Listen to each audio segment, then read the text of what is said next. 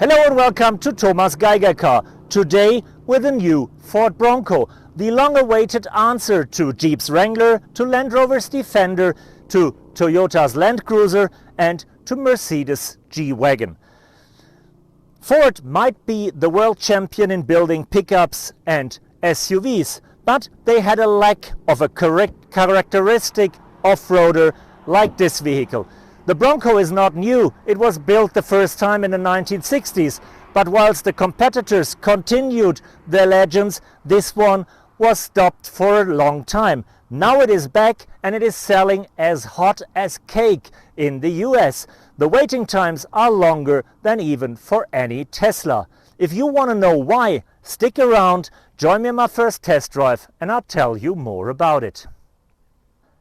We're here at the Angel's Crest Highway in the backyard of Los Angeles, the playground of the petrolheads. It is a nice mountain road and you might hear some motorbikes, some sports cars going by. People just enjoying their toys. And this is a toy as well. It does not only look like a toy car with its edges and its strong character. No, you can play with it. You can even build your own Bronco because you can take off the roof, you can take off the back, you can change the plastic cover into a soft top, and you can even dismantle the doors with just a few screws and just a few grips. That makes the car as changeable as you know it from the Defender and from the Wrangler, and you have lots of fun with it in the Baja, in the desert or in the snow. And once it's cold or once you go back to the city, you just build it back together again and you have a proper everyday car. But talking about the Bronco is only 1/3 of the truth if you look at that vehicle, because the Bronco comes as a family. You got the 3-door Bronco as we have it here, you got the same car with 5 doors, and you have the Bronco Sport. It looks kind of like the Bronco, it has totally different technology, it is much softer, and it is the everyday version for the family, and this one is the play for the fun and the toy for the dad.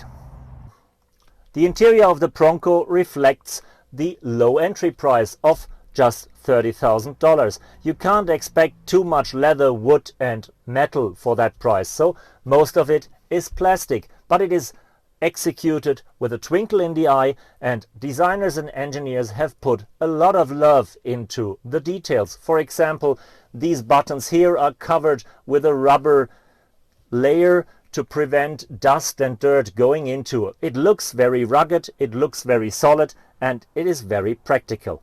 And for sure, also the Bronco is, in the modern age, is fit for the generation iPhone, with a big screen in the center console and another screen behind the steering wheel. Yes, the speedo is still analog, but the rest is pretty digital. We have cute and very fancy graphics building up on the big screen, and we have the usual Ford sync system with Apple CarPlay, Android Auto, a great online navigation and some special features for off-road driving. You can activate 4 lights around the vehicle to spot obstacles during your night drive. You can see the car by the cameras outside that are merged here on the screen, even while driving, at least while you're driving off-road, so you can see, are there obstacles, are there rocks that I can hit, do I fit between 2 trees. All that helps you to get the vehicle through the rough terrain. It is pretty much the same like you know it from the Defender, a little less sophisticated, a little less techy, but better than done, for example, in the Wrangler. Driving the Bronco is a bit like riding an untamed horse. The car is anything but comfortable, smooth and solid. It is a pure hardcore off-road vehicle, and that's the way it drives.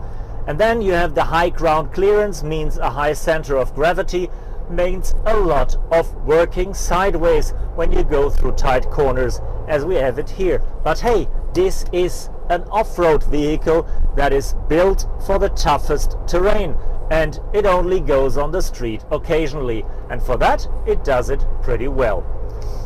Talking about the drive, it is a engine either with 2.3 or 2.7 liters of displacement as we know them from the Mustang. all turbocharged with the EcoBoost technology, delivering 275 or 315 horsepower. That sounds like a lot, but actually the Bronco is not the most aggressive and the most dynamic vehicle. As usual, the US manufacturers don't issue their top speed and don't officially measure it. I've been to the very lonely and very quiet Death Valley with the vehicle, and I went full throttle and I reached about 100 miles per hour. Makes 160 kilometers per hour. Not the fastest one, but again, this is more built for off-road and off the tarmac, and there you don't need speed, you just need power. The drivetrain is a standard truck layout. Engine in the front, power goes to the rear as the standard. So driving in too high means I have rear wheel drive. With the button on the central control, I can switch and I can activate 4 high, so the power goes to both axles, and I can switch to 4 low, meaning I have a reduction gearbox with way more torque and way more power at low speed.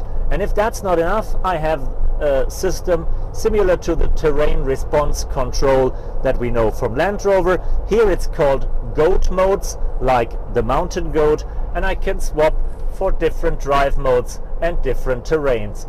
Sands, ruts, rocks, snow, desert, whatever you need, you just turn the button and the technology adapts perfectly to the grounds. Thanks for joining me on that first test drive with the new Ford Bronco, but I fear it will be the last one, at least for a very long time. Because even if there are Ford fans all around the world waiting for a characteristic, a strong and a powerful SUV with more style than an Explorer, the Detroit company has decided that this car is America only, at least for the moment. But there is a small back door and it is slightly open. Just look at the Mustang. It has been an American car for decades and only Americans could drive that sports coupe. But now it is global. Let's just keep our fingers crossed and hope that the Bronco will go the same way and will be available in China, in Europe and in South America soon. And if not with the petrol engines, then at least with the battery pack underneath.